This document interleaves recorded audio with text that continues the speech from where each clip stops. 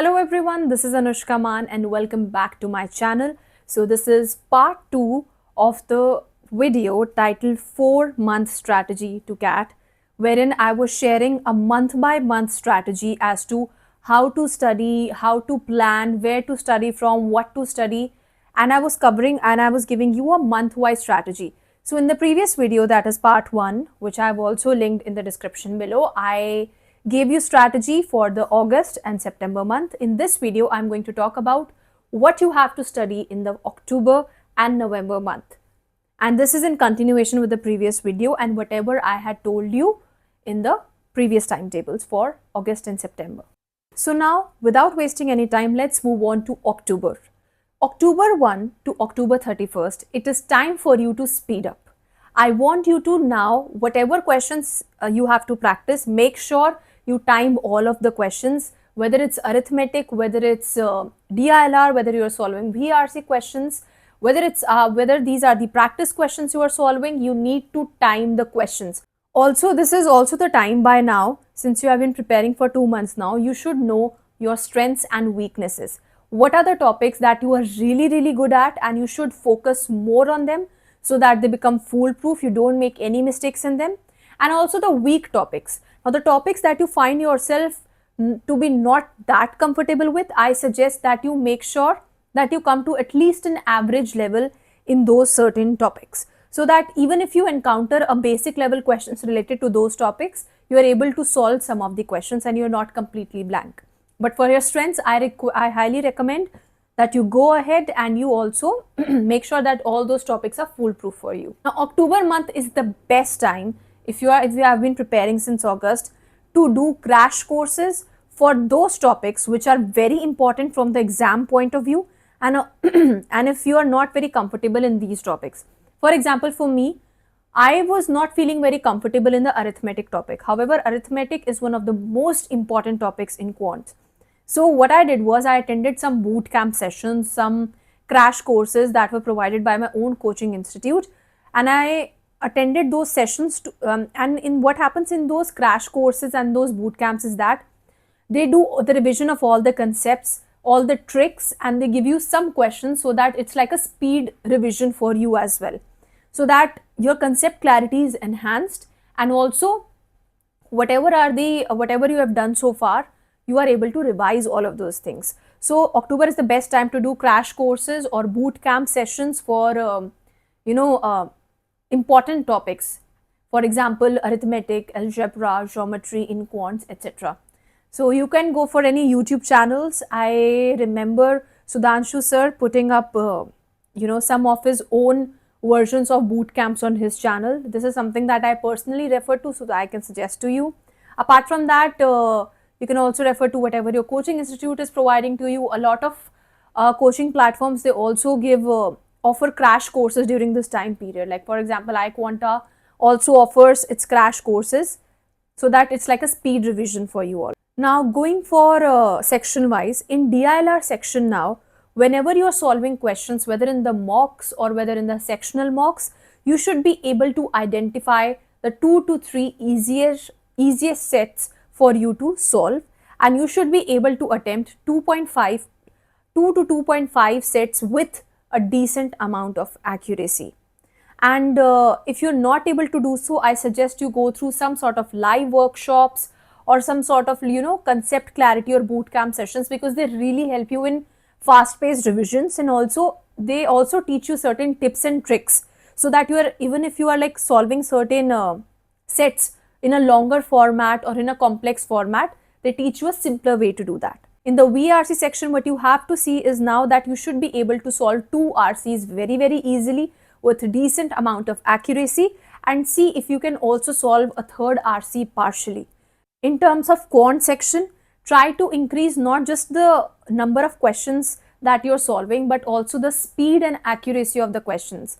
Remember, there is a negative marking for the wrong attempts that you do in the quant section, and what you want to make sure is now is that whenever you are giving mocks and when you analyze, make sure that with every mock that you are giving, your speed, accuracy, and also the number of questions you're attempting in quant section or rather any other section, it is improving. Speaking of mock scores, I would highly suggest that you track the mock scores and not the percentiles. Now for the mock scores, I would suggest on the first page of the notebook wherein you are tracking or analyzing all your mocks, make sure you jot down the mock scores and not the percentile, and track those scores, whether or not they are improving, where are you faltering. Now remember, August is the time, since you're also revising and doing crash courses or going or revising certain topics, certain concepts, you're still learning, your scores can dip a lot of times. It happened with me as well, it happens with everyone, but I want you to keep going. Don't be disheartened with a bad mock score. A bad mock score should always be followed by a very good analysis. This is the opportunity that you find out where you are making mistakes, why you are making those mistakes, and then try to improve on that in the following week or in the next upcoming mock. Also, this is also the month when whenever you are attempting the mocks, make sure that you have mastered the art of question selection. So in CAT examination, you don't have to attempt all the questions. That is not something that is expected out of you. What you have to do is smartly select the best questions that you can attempt in the shortest span of time and with accuracy. And this is the art of question selection that you must be mastering by now in whatever mocks that you are attempting. So October is the last month of serious prep. I want you to gear up and prepare intensively. Do not be disheartened by low mock scores. Do a thorough analysis. Give it your best shot in this month, because this is the last month that you would be devoting to serious prep. Now coming to November month. November 1 to November 30th. Now 30th November is your CAT exam this year, CAT 2025. Now November is the month when you have to slow down. Stop learning new concepts or cramming your head with something new. I would highly suggest that this is the time where you slow down. You give about 3 to 4 mocks per week, and make sure you do a thorough analysis for every single mock. And why I keep reiterating the fact to do a thorough analysis of mocks, because in mocks, essentially what matters more is the quality over quantity. Even if you give a 40 mocks but you don't analyze them, then there is no point, because you will keep repeating the same mistakes that you did in the previous mock. If you don't analyze your mock, you'll not realize what are the pitfalls, what are the things you can improve, and hence it will just be a waste of time. So I suggest that you analyze the mocks properly, and also stop giving mocks 2 to 3 days prior to the exam, because if in case there is a mock wherein you score a little low, you don't want to dishearten yourself. You don't want to carry that baggage of a bad mock score into the actual CAT examination. So I highly recommend stop giving mocks 2 to 3 days prior to the actual CAT examination. Now November is also the month where there will be lots of anxiety, lots of fear, because there's so much uncertainty. There are people who have just graduated out of college and they are seeing a gap year in front of themselves. There are people who have left their jobs and they're preparing for CAT. I myself was in that situation. I was seeing a gap year in front of me, and naturally there were a lot of doubts, lots of fear and uncertainty. But still, I want you to divert your mind from all those negative thoughts and focus only and only on your practice, only and only on your actions. When you sit in the CAT examination, I want you to focus on doing and performing the best to your abilities basis your preparation, and do not think too much or delve too much about what would be the possible outcomes out of this exam.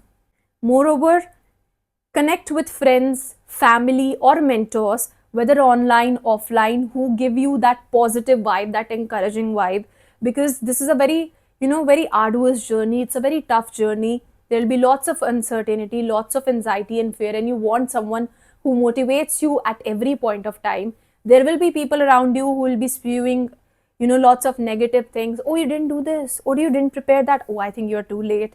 Lots of these things. You don't need such people in your life right now.